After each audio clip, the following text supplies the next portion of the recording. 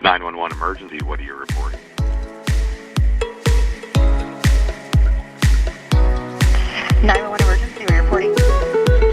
You're listening to another great episode of We Speak Dispatch. Welcome back, everybody, to We Speak Dispatch. It's a great day to be here in the center, this center. We are speaking dispatch today. We got our usual suspects. We've got Miss Leslie, who's just eating away, and I'm so jealous because I want Cover to. my face as a true dispatcher does. We've got So Mr. Joe. Hello, Joe. It's good to see you. And we've got Doug there in the corner drinking his milk or coffee or water or whatever it is. It's something. And then today we've got our very special guest, Deborah Green. Deborah, if you want to just introduce yourself, tell us a little bit about yourself. You can say what agency you're from if you like, and I'll give it to you. Okay. My name's Deborah Green. I've been in law enforcement for over 30 years. I started out as a military police officer with the California National Guard and did my dues at the LA riots. Then worked for about a year with Sacramento Police Department as a dispatcher, and then ended my career with El Dorado County Sheriff's Office, and I was with them for 28 years. Wow. Okay, that's incredible. That's quite a career. Thank you so much for your service. So you're here today because we're going to talk about one of your major traumas. You said it was an officer-involved shooting. Yes. Led to PTSD and a somewhat forced retirement. So give us a little bit of background on what happened with that. So it was actually yesterday, so 5 years ago. I had an officer that went out with three others to a marijuana grow. El Dorado County is rather rural, so we had a lot of those. And it being October, it was harvest season. So they went out there and they were ambushed by cartel members. And one of my deputies was shot and killed. The deputy's ride-along, who was also a deputy, was shot, but he survived. And then I had two other deputies on scene that also survived. Wow, that's incredible. So directly after the incident, what took place? Did people check on you, or did you just have to go about what was probably more calls, or what happened? In the past, El Dorado didn't have much of a peer support system or critical incident stress management plan. But for this incident, I have to give him credit. The short-term stuff was fantastic. We had the immediate debrief. Good. And then 2 days later, we had another debrief and it was small groups. So it was the dispatchers, it was the patrol shift, it was the detectives. Everybody had their own little group that they went to. Where in the past, it was when we had something like that, we called it a kumbaya meeting. And it was the dispatchers involved with that patrol shift. So it wasn't, and it was like several months after, or even a month after, nothing happened that night, at least with dispatch. So a lot of times in the world of CISM, it's good practices to wait at least 3 days or 3 sleep cycles. But even like a month after is still better than not having it. Would you agree? Oh, absolutely. But I think they meant well at the time. And it was still, so we're talking early 2015 when we had that. And it was still kind of evolving into what it is now. Yeah. Where, in 2019, we had a really good, it was there for the short-term stuff. Yeah. But for the long-term, it was not. Hey, Go ahead, Joe. On that 3 sleep night thing, is there a range that's best? That's one of the first times I've kind of heard that. Can you tell me a little bit more and educate me as well? So 3 sleep nights is best, and what's the range? Is there a specific range?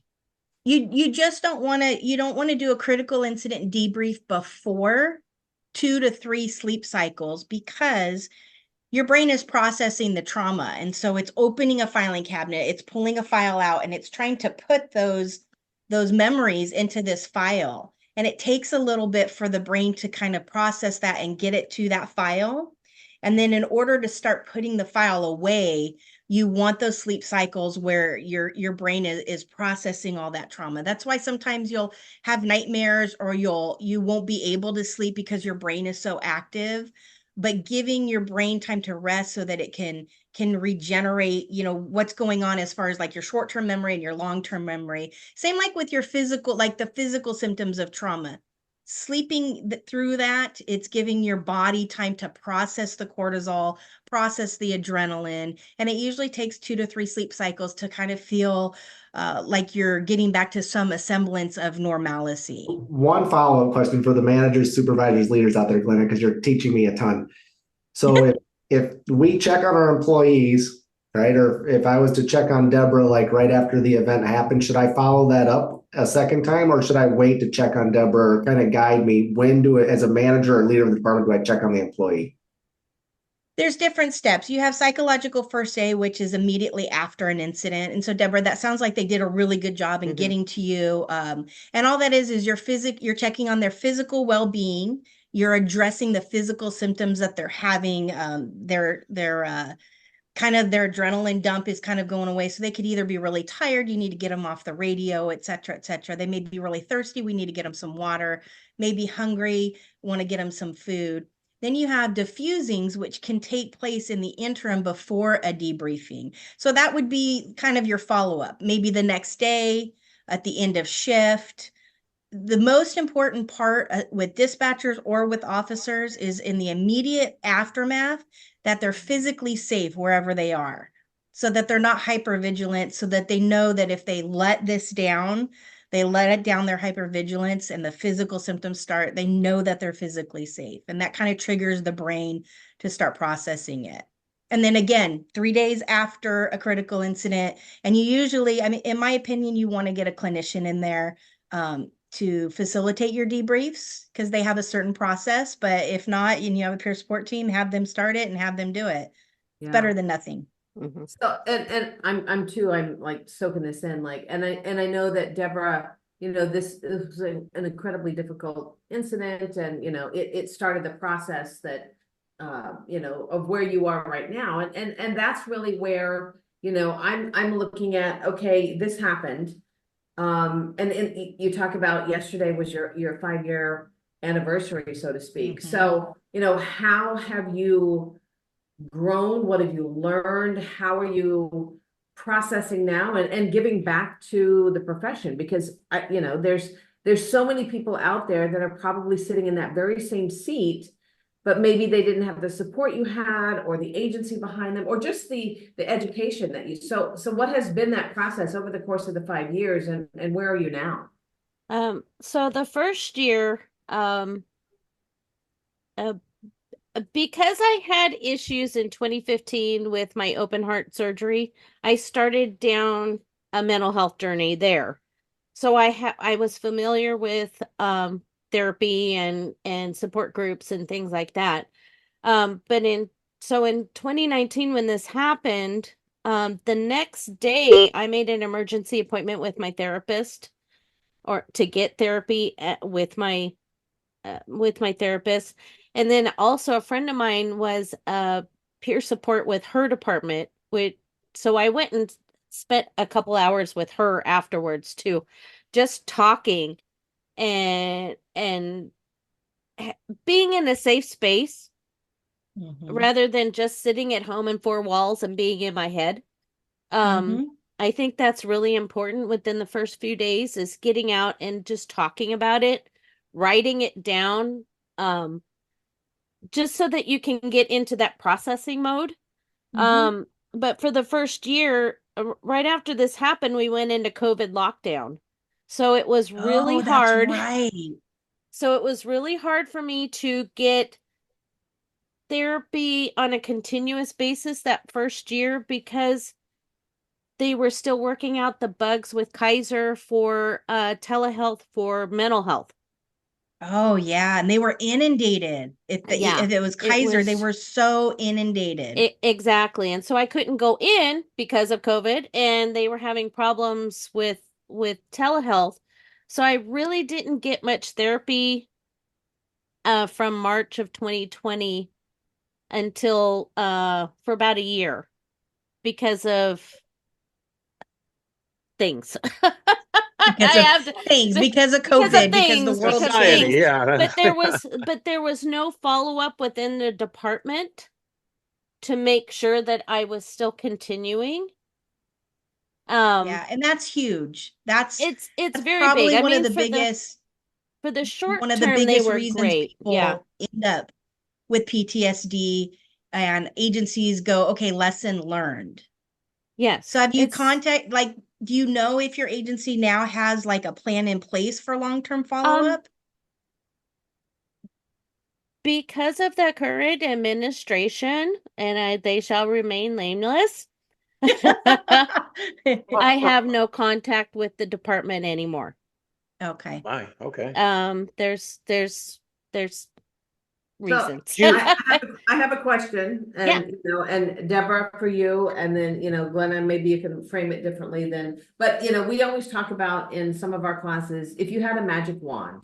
So Deborah, if you could, from the time of the incident, change something, because I think that's really what the takeaway from this podcast is what can we learn from this? So if you had a magic wand and you could create a different outcome, what would that be?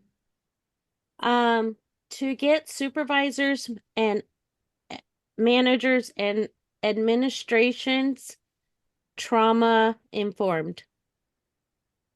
That's my biggest thing is that because the administrations are ever changing, policies are ever changing, and you get these new guys in there that are not trauma informed, and that should be a priority. To make sure your mental health for your line staff is there, and not just when the poop hits the fan, but from day one of employment. Literally, that should be part of your orientation, is to make sure that they know that they should be getting mental health care, get established with the therapist, because they are going to need it eventually. It's not an if, it's a when. Just seems like, I mean, I know that when I teach our version of CTO now, I'm asking the trainers, do you have that conversation with somebody who's new about how to handle some of these things that are awful that you may get? Have they talked to you about peer support? Do you know about these things? So many people that are trainers are like, Nope. no. And I'm like, oh my God, now knowing what I know now, back to what I didn't know then, I'm like, that is so essential to being successful, is to have that ability to say, this is impacting me and I need to do Right. something Yeah, about it. And it's 100%. like, instead of just saying, And suck it up, we're moving on, you yeah, can't do that anymore. So, and you have to look at the whole person too. Their whole, so not just their mental health, but their sleep. I'm on a Yes. CPAP machine now.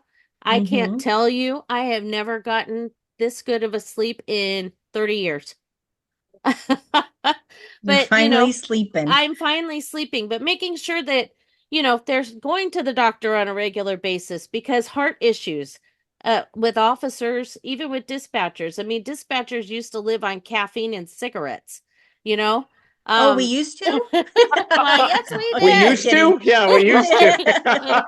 I swear this is water. But Mine wasn't. but the stress and everything. I mean, now I know why some people just left the job. Yes, 100%. Because Yes. they couldn't handle it, and nobody was there to say, "Hey, it's okay to not be okay." Let's get you some help. Let's see what we can do. And you're not the Nice. job. So, Right. Oh, that's so important to know. You are and not the job. you're You can not be the job. replaced. You can be replaced at the drop of a hat. So you got to take care Exactly. of you. That sometimes is very difficult to accept, though, the fact that you dedicate yourself so much to your job. And then when you don't have it anymore, it's like that huge loss of like, that's Oh, it. yeah. And your whole identity is that. And Yeah. suddenly it's not that. That's difficult transition. I've been going through the grief process since I retired. Yeah. Or actually since the psychiatrist signed me out. It was just, what do I do? It is so important that you recognize that. That's good. That's very good. Yeah. The one thing that I do want to say, Deborah, because I just want to touch on it before we wrap this up, because it's extremely important. So, Joe, I know you're a manager. Leslie, you contact ECCs all the time for managers, supervisors, peer support staff. Deborah, I won't say celebrate, but she recognized the 5-year anniversary of her OIS. Anniversaries are extremely important that they are recognized. Doesn't matter if it's 5 years or 1 year or 10 year, your brain does not forget. And so, Deborah, I thank you even more for coming on here and telling your story, because it's probably more difficult for you today, the day after your 5-year anniversary, than it may have been 3 weeks ago or 6 months from now. So thank you very much for coming on here and doing that. And for everybody else out there who knows people in this industry that have experienced critical incidents that they struggled with, and you guys know and remember the anniversaries, make sure you're reaching out. And Deborah, I would like to, just reiterate, thank you for coming on, because, we know it is so difficult, and having the personal strength and the value within yourself to know, okay, something's not right, and I need to make some changes. And I think that's so powerful. And that gives, at least, I'm thinking about most public safety employees. I won't point fingers at all the people who are on this call, but including us. Yeah, we are these control freaks. Yes. And something like what you're describing is so outside of our control. And, I sense from you such power that you've taken back and said, you know what? No, I'm going to make myself a priority. And that is amazing. So and you asked what I've been doing. I didn't even answer that part of your question earlier. What I've been doing is I do this. I go on podcasts. Good. I tell my story, and in hopes of reaching one person. And I've actually reached 3 people. So now I'm working on number 4. So you have reached so many more people than you will ever realize, Deborah, just by your powerful statements and your thoughts and all of that. This is such a good way to wrap it up. Joe, I'm going to have you wrap it up with the how many views we've had and everything. But Deborah, I want you to listen to him so you know how far this podcast is going to go. And of the 30, 40, 50 million, I don't know how many it is. Hold on 1 second. Before Joe does that, I just want to say that I'm thankful that Deborah took the time to say she had a CTO class with me about 10 years ago. And I just take advantage of that to hear her say, in essence, it was one of the best classes she ever had. Anyway, so she took mine, but okay. And for those agencies out there, Showalter and Company, don't forget, and they are great. They are definitely great. I'll send you my bill. One of the things, Deborah, you said you had reached 3, maybe 4 people. There were 4 people on this podcast that you've already reached as well. So you can double your number just by joining us. And when this goes out, it goes out. We've had 30 to 40,000 plays on our podcast in over 50 countries. So you're going to reach a lot of people by when this episode is wow, Doug, when this episode is published. Wow, holy cow. Anyways. There'll be some serious editing going on here. Back on track. But if you want to be a guest like Deborah, make sure you email us at WeSpeakDispatch@gmail.com, and Jill will be in touch with you. Thanks, everybody. And Glenna, go ahead and take us home. Okay, guys, it's been another great episode. Deborah, again, thank you so much. Bless you. I hope you do well in the future. I hope you get back in touch with us. You come back and you share more of your story. But until then, everybody, remember to We Speak Dispatch whenever you get a chance, because it's very, very, very important and valuable. Have a good night, everybody. Bye. Thank you. Hey, this is Jill, and you've been listening to another great episode of We Speak Dispatch.